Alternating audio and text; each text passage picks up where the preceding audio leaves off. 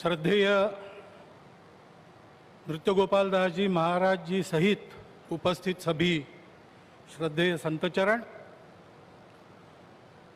भारत के आदरणीय और जनप्रिय प्रधानमंत्री जी,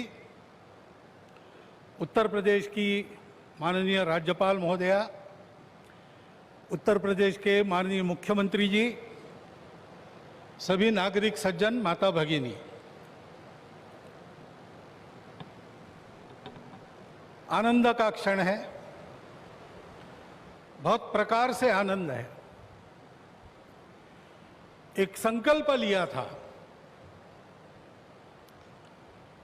और मुझे स्मरण है कि तब के हमारे संघ के सरसंघ चालक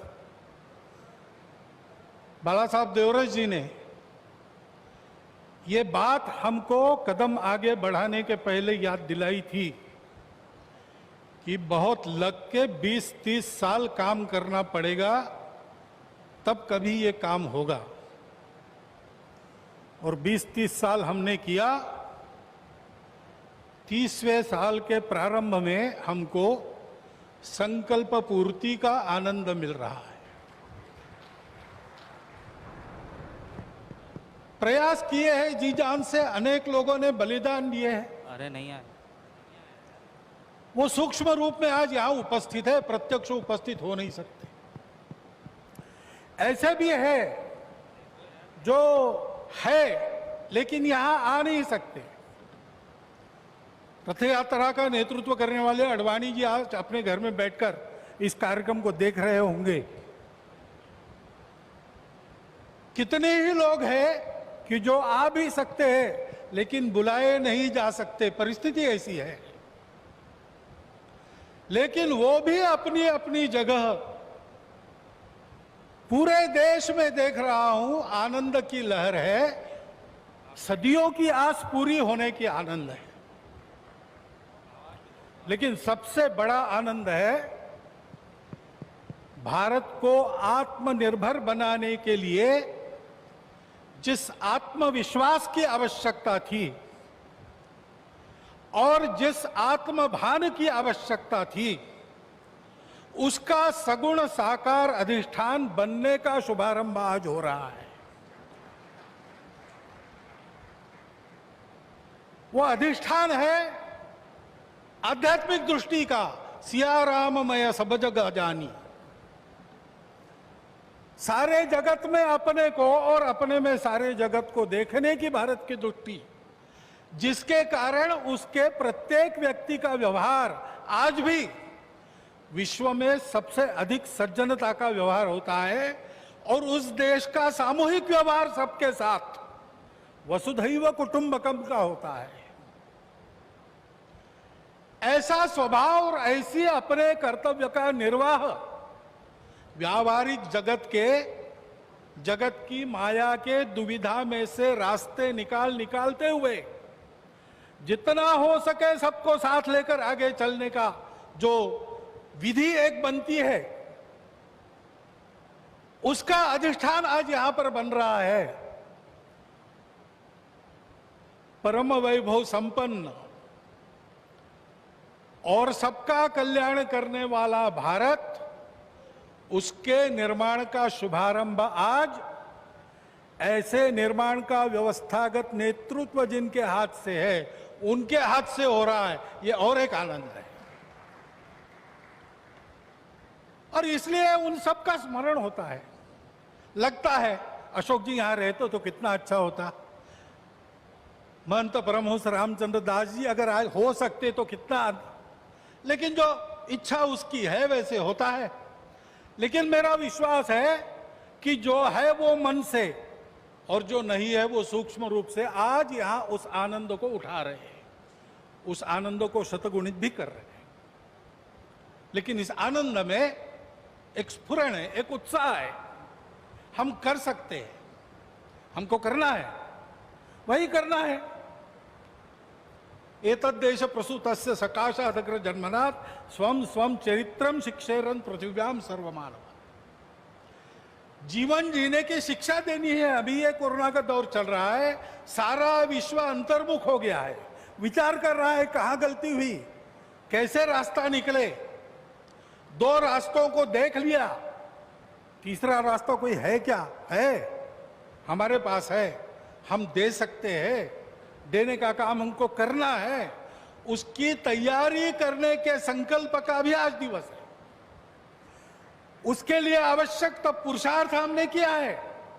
प्रभु श्री राम के चरित्र से आज तक देखेंगे तो सारा पुरुषार्थ, पराक्रम, वीरवृत्ति हमारे रग रग में है। उसको हमने खोया नहीं है, वो हमारे पास है। हम शुरू करें, हो जाएगा। इस प्रकार का विश्वास, इस प्रकार का स्फुरण, प्रेरणा आज हमको इस दिन से मिलती है, सारे भारतवासियों को मिलती है। कोई भी अपवाद नहीं, क्योंकि सब राम के हैं और सब में राम।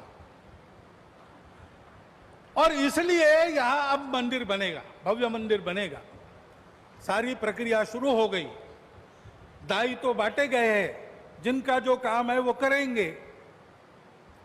उस समय हम सब लोगों को क्या काम रहेगा? हम सब लोगों को अपने मन की अयोध्या को सजाना संवारना है। इस भव्य कार्य के लिए प्रभु श्री राम जिस धर्म के विग्रह माने जाते हैं, वह जोड़ने वाला, धारण करने वाला, ऊपर उठाने वाला, सबकी उन्नति करने वाला धर्म, सबको अपना मानने वाला धर्म, उसकी ध्वजा को अपने कंधे पर लेकर संपूर्ण विश्व को सुख शांति देने वाला भारत हम खड़ा कर सके, इसलिए हमको अपने मन की अयोध्या बनाना है। यहां पर जैसे जैसे मंदिर बनेगा वो अयोध्या भी बनती चली जानी चाहिए। और इस मंदिर के पूर्ण होने के पहले हमारा मन मंदिर बनके तैयार रहना चाहिए, इसकी आवश्यकता है। और वो मन मंदिर कैसा रहेगा बताया है। काम कोह मद मान न मोहा, लोभ न क्षोभ न राग न द्रोहा, जिनके कपट दंभ नहीं माया, तिनके हृदय बसहु रघुराया।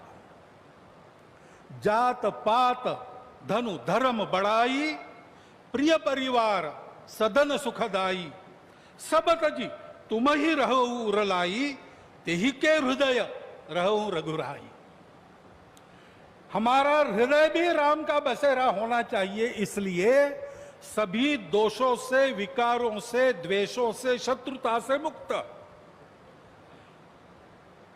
दुनिया की माया कैसी भी हो, उसने सब प्रकार के व्यवहार करने के लिए समर्थ। और हृदय से सब प्रकार के भेदों को तिलांजलि देकर केवल अपने देशवासी ही क्या, संपूर्ण जगत को अपनाने की क्षमता रखने वाला इस देश का व्यक्ति और इस देश का समाज, ये गढ़ने का काम है। उस गढ़ने के काम का एक सगुण साकार प्रतीक जो सदैव प्रेरणा देता रहेगा, वो यहां खड़ा होने वाला है। भव्य राम मंदिर बनाने का काम भारतवर्ष के लाखों मंदिरों में और एक मंदिर बनाने का काम नहीं है। उन सारे मंदिरों में मूर्तियों का जो आशय है, उस आशय का पुनर्प्रगटीकरण और उसका पुनर्स्थापन करने का शुभारंभ आज यहां बहुत ही समर्थ हाथों से हुआ है। इस मंगल अवसर पर, इस सब आनंद में मैं आप सबका अभिनंदन करता हूं। और जो मेरे मन में इस समय विचार आए, उसको आपके चिंतन के लिए आपके सामने रखता हुआ आपसे विदा लेता हूं। बहुत बहुत धन्यवाद।